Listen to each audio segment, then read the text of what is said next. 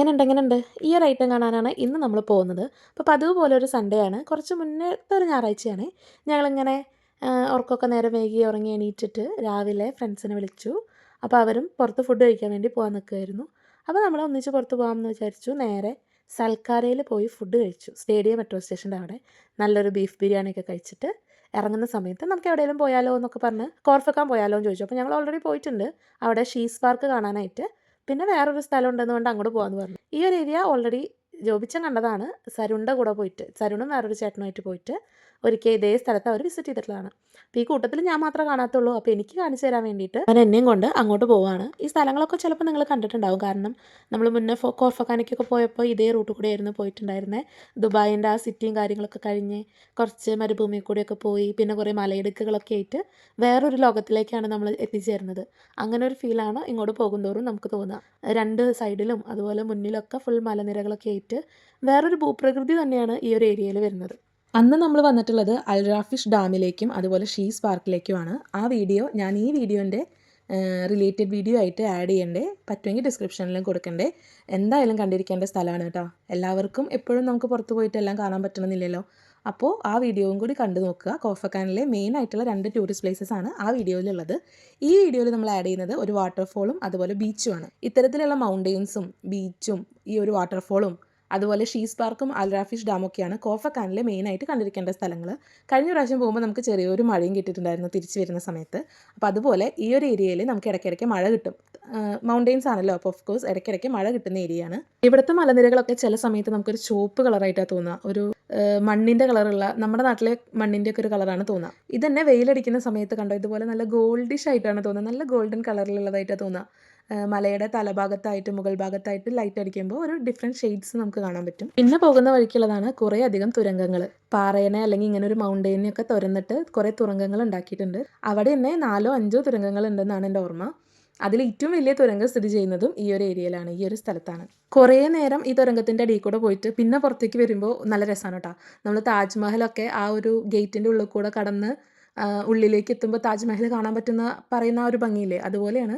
കുറേ നേരം നമ്മുടെ കണ്ണിൽ ആ തുരങ്കത്തിൻ്റേതായിട്ടുള്ള വിസ്തൃതി മാത്രം കണ്ടിട്ട് പിന്നെ പുറത്തേക്ക് എത്തുമ്പോൾ വല്ലാത്തൊരു പ്രകാശം കണ്ണിലടിക്കുന്ന ഒരു ഫീലായിരിക്കും ഉണ്ടായിരിക്കുക. കുറച്ച് നേരത്തേക്കൊന്നും കാണാത്ത പോലെ തോന്നുക. മൗണ്ടെയിൻസിൻ്റെയും അറേബ്യൻ സീയുടെയും ഒരു മിശ്രിതമാണ് ഈ ഒരു ഏരിയ എന്ന് പറയുന്നത്, ഈ കോർഫക്കാൻ എന്ന് പറയുന്നത്.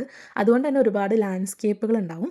ഇവിടെ പ്രധാനമായിട്ടുള്ളത് വാട്ടർ സ്പോർട്ട് ആക്ടിവിറ്റീസും അതുപോലെ ഹൈക്കിങ്ങും ഒക്കെയാണ് പ്രധാന വിനോദ പരിപാടികളായിട്ട് പറയുന്നത്. പിന്നെ ഫാമിലീസിന് ഒത്തുകൂടാനുള്ള ഒരുപാട് പാർക്കുകളും നാച്ചുറൽ സ്പോർട്സും കാര്യങ്ങളൊക്കെ ഉണ്ട്, വ്യൂ സ്പോട്ടും കാര്യങ്ങളൊക്കെ ഉണ്ട്. ഈ ജനുവരി മാസത്തിലൊക്കെ ഇവിടെ വിസിറ്റ് ചെയ്യാൻ പറ്റിയ സമയമാണ് കേട്ടോ. രാത്രി സമയങ്ങളിലൊക്കെ 17 ഡിഗ്രി സെൽഷ്യസ് വരെയൊക്കെ വരും എന്നാണ് പറയുന്നത്. ഇപ്പോഴത്തെ ഈ വർഷത്തെ കണക്ക് പ്രകാരം നല്ല ലോവസ്റ്റ് ടെമ്പറേച്ചറാണ് നമ്മുടെ ദുബായിലും അതുപോലെ ജബൽ ജയ്സിലൊക്കെ 0 ഡിഗ്രി സെൽഷ്യസ് എത്തിയെന്നാണ് പറഞ്ഞത്. അപ്പോൾ ഇപ്പോഴത്തെ അവസ്ഥ എന്താവുമെന്ന് ഊഹിക്കുന്നതിൽ അപ്പുറമാണ്. ഞാൻ പറഞ്ഞില്ല, ഇത് കുറച്ച് മുന്നേ പോയിട്ടുള്ള വീഡിയോ ആണ്. ഇപ്പോൾ ഒക്കെ പെർഫെക്റ്റ് ടൈം ആയിരിക്കും നമുക്ക് വിസിറ്റ് ചെയ്യാനായിട്ട്. ഇപ്പം നമ്മൾ കണ്ടുകൊണ്ടിരിക്കുന്നത് ഒരു ഓഡിറ്റോറിയം കൈൻഡ് ഓഫ് സെറ്റപ്പാണ്, ഒരു ഗാലറി ഒക്കെ പോലത്തെ ഒരു സംഭവം. അവിടെ എന്തോ ഫംഗ്ഷൻ നടന്നുകൊണ്ടിരിക്കുന്നുണ്ട്. അതിൻ്റെ മുകളിലത്തെ തട്ടിലായിട്ട് കുറേ സ്റ്റേകളുണ്ട്, കുറേ താമസ സ്ഥലങ്ങളുണ്ട്. അപ്പോൾ ഞാൻ ആലോചിച്ചത് അവിടെ ഉള്ളവർക്ക് എന്ത് രസമായിരിക്കും അല്ലേ, മുകളിൽ ഇരുന്നിട്ട് ഈ കംപ്ലീറ്റ് ഫംഗ്ഷൻ നടക്കുന്നത് കാണാൻ പറ്റും. പിന്നെ ഇവിടുത്തെ ഒരു പ്രധാന അട്രാക്ഷനാണ് ഈ ഒരു വാട്ടർഫോൾ എന്ന് പറയുന്നത്. ശരിക്കും ഇതിൻ്റെ മുകളിലത്തെ തട്ടിലുള്ളത് ഒരു ഹോട്ടലാണ്, ഒരു റിസോർട്ടാണ്. ഈ വാട്ടർഫോളിൻ്റെ അടിയിലുള്ള ഒരു വാതിൽ വഴി നമുക്ക് ലിഫ്റ്റിൽ ഈ ഹോട്ടലിലേക്ക് എത്താൻ പറ്റും. അപ്പോൾ അതിൻ്റെ മുകളിൽ ഇരുന്ന് കഴിക്കുന്നവർക്ക്, ഫുഡ് കഴിക്കുന്നവർക്ക് താഴെ ഈ വെള്ളച്ചാട്ടം കണ്ടുകൊണ്ട് ഫുഡ് കഴിക്കാൻ പറ്റും. താഴെ നിൽക്കുന്ന നമ്മളെ പോലെയുള്ള കാണികൾക്ക് ഈ ഒരു വാട്ടർഫോൾ, ഒരു ആർട്ടിഫിഷ്യൽ ആയിട്ടുള്ള വാട്ടർഫോൾ എക്സ്പീരിയൻസ് ചെയ്യാനായിട്ട് പറ്റും. അപ്പോൾ നമ്മൾ കാറിൽ പോകുമ്പോഴായിരുന്നു ഈ വാട്ടർഫോൾ കണ്ടിട്ടുണ്ടായിരുന്നത്. ഇനി നമുക്ക് കാറ് പാർക്ക് ചെയ്ത് ഫസ്റ്റ് ബീച്ചിൽ പോയിട്ട് രാത്രി ആകുമ്പോഴേക്കും ബീച്ചിൽ പോയിട്ട് തിരിച്ച് നമുക്ക് ഇവിടെ കാണാൻ വരാം കേട്ടോ. അപ്പോൾ നമ്മൾ കാറ് പാർക്ക് ചെയ്തിട്ടുണ്ട്. അത്യാവശ്യം ട്രാവലിംഗ് ടൈം എടുത്തുകൊണ്ട് തന്നെ ഏകദേശം വൈകുന്നേരം ആയിട്ടുണ്ട് നമ്മളിവിടെ റീച്ച് ആവാൻ തന്നെ. അപ്പോൾ വേഗം തന്നെ നമുക്ക് ബീച്ചിലേക്ക് പോകാം. ഇവിടെ വന്നിട്ട് നമ്മൾ സ്കൂട്ടറിൽ കയറാൻ വിചാരിച്ചതായിരുന്നു. പിന്നെ ജസ്റ്റിൻ ചേട്ടൻ പറഞ്ഞു ബാക്ക് പെയിൻ ഉള്ളവർക്ക് അത്ര നല്ലതല്ല, അവർ കയറിയിട്ട് ബാക്ക് പെയിനും കാര്യങ്ങളൊക്കെ ഉണ്ടായിരുന്നു എന്ന്. അതുകൊണ്ട് തന്നെ എനിക്ക് പേടിയാവും ചെയ്തു. ഒരിക്കൽ മാറിയ കിടന്ന് തിരിച്ചു വരുത്താൻ ഞാൻ ആഗ്രഹിക്കുന്നേ ഇല്ല. നമ്മൾ ഓൾറെഡി ലേറ്റ് ആണ്. പിന്നെ ബോട്ടിൽ പോകാൻ വിചാരിച്ചിട്ടുണ്ടായിരുന്നു. റേറ്റും കാര്യങ്ങളൊക്കെ ചോദിച്ചു. ഒരു 30 മിനിറ്റ്സ് അല്ലെങ്കിൽ 40 മിനിറ്റ്സിൻ്റെ ഉള്ളിൽ ബോട്ട് ഒരു ഐലാൻഡിൽ പോയി തിരിച്ചു വരും. ഐലാൻഡിൽ ഇറങ്ങുന്നില്ല, ജസ്റ്റ് ഒന്ന് വലം വെച്ചിട്ട് തിരിച്ചു വരും. പക്ഷേ നൈറ്റ് ടൈം ആയ കാരണം എന്തായാലും നമുക്ക് അതിൻ്റെ ഒരു ഭംഗി ആസ്വദിക്കാൻ പറ്റില്ല. അപ്പോൾ നമ്മൾ ബോട്ടിങ്ങും വേണ്ടാന്ന് വെച്ചു. അതുപോലെ തന്നെ ഇതിലും കയറേണ്ടത് ഇപ്പോൾ തൽക്കാലത്തേക്ക് മാറ്റി വെച്ചു. ഇവിടെ പാരാഗ്ലൈഡിംഗ് ഒക്കെ ഉണ്ട് കേട്ടോ. അതേ അവിടെ പാരച്യൂട്ടിൽ ആൾക്കാർ പോകുന്നതൊക്കെ കണ്ടില്ലേ. അപ്പോൾ അങ്ങനത്തെ കുറേ അഡ്വഞ്ചർ സ്പോട്ടും കാര്യങ്ങളൊക്കെ ഉണ്ട്. ഇത് കൂടാതെ പിന്നെ മൗണ്ടെയിൻസിൽ കയറുന്ന ഹൈക്കിംഗ് ആണ് വേറൊരു വിനോദ പരിപാടി എന്ന് പറയുന്നത്. അൽ റാഫിഷ് ഡാമിലാണെങ്കിലും ഇത്തരത്തിലുള്ള ബോട്ടിങ്ങും കാര്യങ്ങളൊക്കെ ഒരുക്കിയിട്ടുണ്ട്. പിന്നെ നമ്മൾ കാണാത്ത വേറെയും സ്ഥലങ്ങളുണ്ടാവും. ഞാൻ കണ്ടിട്ടുള്ള സ്ഥലങ്ങൾ വെച്ചിട്ടാണ് ഏകദേശം ഒരു ഐഡിയ പറഞ്ഞു തരുന്നത് കേട്ടോ. കഴിഞ്ഞ പ്രാവശ്യത്തെ വീഡിയോയിൽ ഇതുപോലെ ഒരു ഹെറിറ്റേജ് ഉണ്ടായിരുന്നേ, നല്ല കല്ലുകൾ കൊണ്ട് അടക്കി പറക്കി വെച്ച പോലത്തെ നല്ല ഭംഗിയുള്ള കുറേ വീടുകൾ. അതിനെ ഒരു ഹെറിറ്റേജ് എന്നാണ് പറയുക, ഹെറിറ്റേജ് ഹൗസസ് എന്നാണ് പറയുക.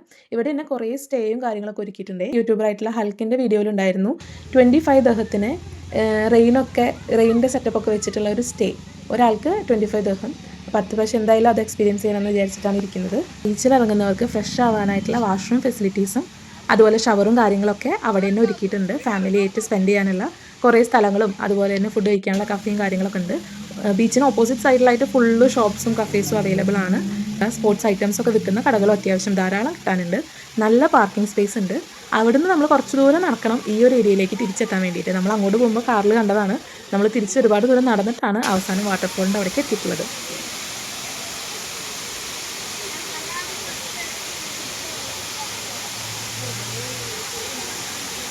ഈ വാട്ടർഫോളിൻ്റെ താഴെ ചെന്ന് നിൽക്കാൻ നല്ല രസമായിരുന്നു കേട്ടോ.